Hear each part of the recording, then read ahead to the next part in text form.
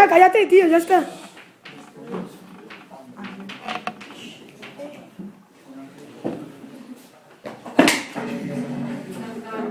Okay, great. We're going to do the conceptual map on the institutions of the European Union. Okay, so beginning, where we began in class, is with us, right? Citizens of EU countries, right? Not every European country is in the EU. Citizens of EU countries who have the right to vote. So, citizens who are 18 and older elect, directly or indirectly, their national governments. In Spain, we elect them indirectly by voting for the Congress of Deputies, who then elect the President of the government.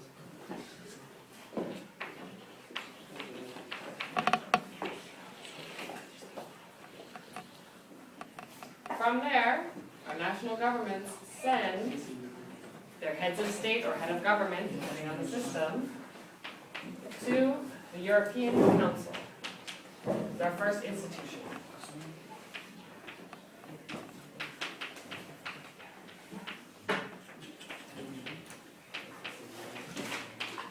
It's our first institution that also has the fuzziest role, right? We have heads of state,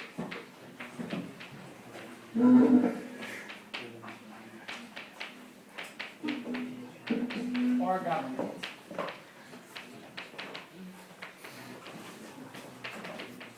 To make it easier, we're just going to call them presidents and prime ministers, right? That's what it ends up being. Presidents and prime. Okay? They go to the European Council, which is a body of the leaders of all the states that meet at summits, right?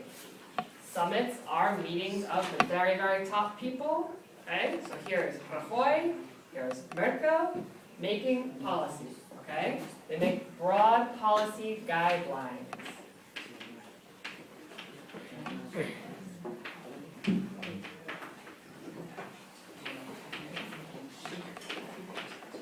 They make broad policy guidelines. What does that mean?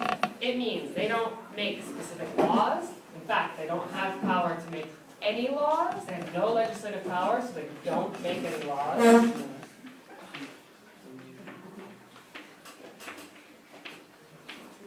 They issue reports of guidelines that they want to be followed. So, they might say something like, we want by 2025 for unemployment to be under 15% in every EU country. And they send it over to the other institutions to figure out exactly how to do that. Okay? They set broad priority guidelines. All right. That's done.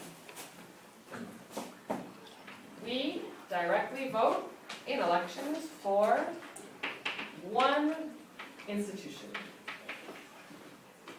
We directly elect our MEPs, which are members of the European Parliament. Here we'll put EU Parliament. Okay, we vote for them with closed party lists, the same way that we vote for the Congress of Deputies in Spain. Okay? Spain gets a certain number of MEPs, I think it's 52 because of the population, and then these are decided by proportional representation system, exactly like what we saw for the Congress of Deputies, it's a Hunt method, okay, between all the winning parties. So, we always send people from PP, from PSOE, and then a few people from the other parties as well, okay? This is part of this, plus the next one are the legislative powers.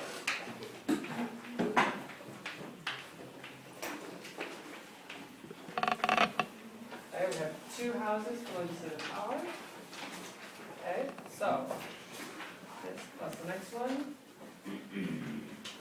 They pass laws and approve the budget.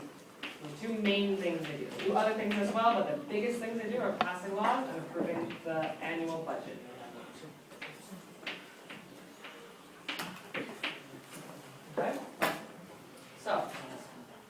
interesting thing about this is that we send people to represent us as Spaniards, but because we have 52 people representing us, we have the opportunity to represent Spaniards with certain ideologies. So, they sit in a big semicircle, just like in the House of Deputies, and they have a whole bunch of them. I think it's 751.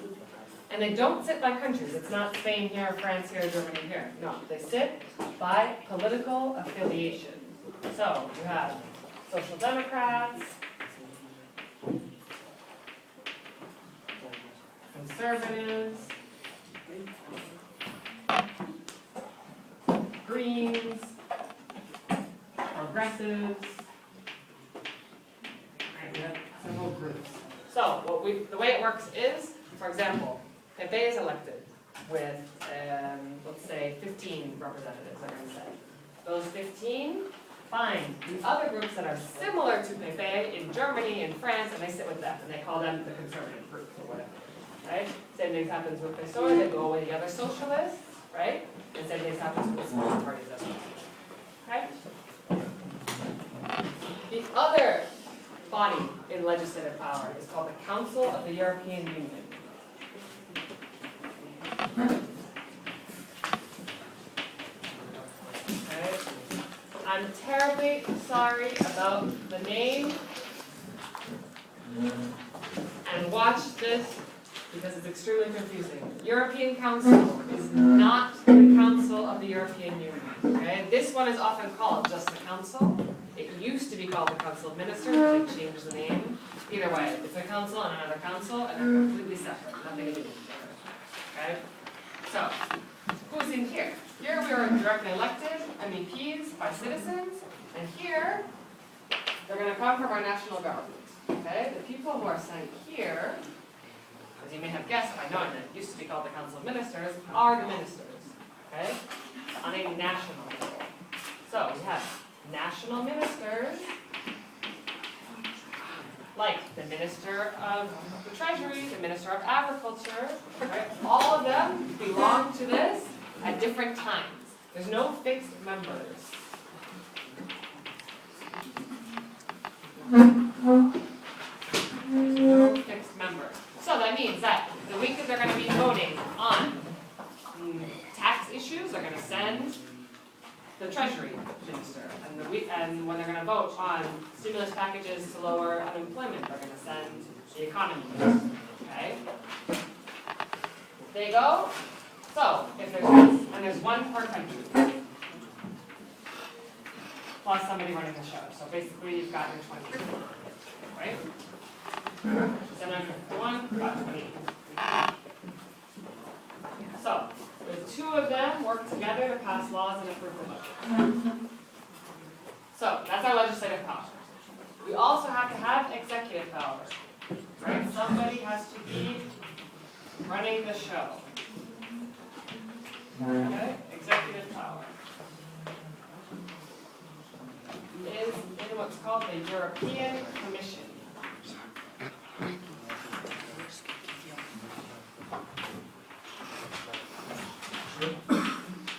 Here we have 28 commissioners.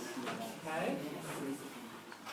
Easier if you remember to call them commissioners, if you remember to call them MEPs, if you remember to call them ministers, because it will itself tell you what body they belong to. Instead of just calling them members, call them by their proper names. Okay. So, the European Commissioner comes also from national governments to an extent. They are proposed.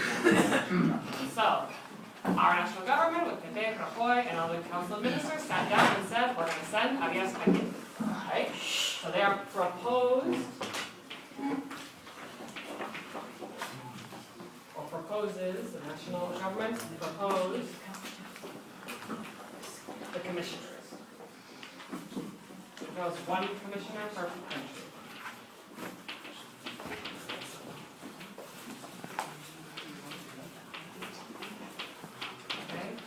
They propose one commissioner per country, but that commissioner has to be approved. Okay? So, that commissioner has to be approved by the EU Parliament.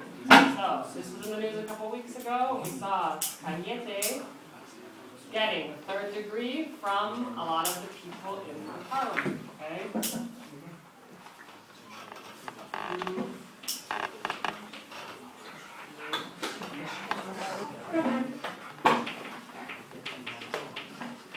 Okay?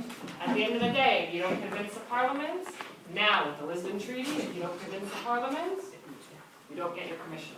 Alright, this is a new one that gives the EU Parliament much more power than it used to have. Okay? So what do? Obviously, they have executive power, they apply the laws, they have oversight of economies and what's going on in each country. And one of the biggest things they do, which is the only thing we're going to put here, is they propose laws. They propose laws to the two legislative houses, who then pass the laws. Okay, they also obviously come up with a budget, which is then approved by them. So I'm going to put it all together as one. Proposes laws, and say end budget. Okay? I don't think I forgot anything, so.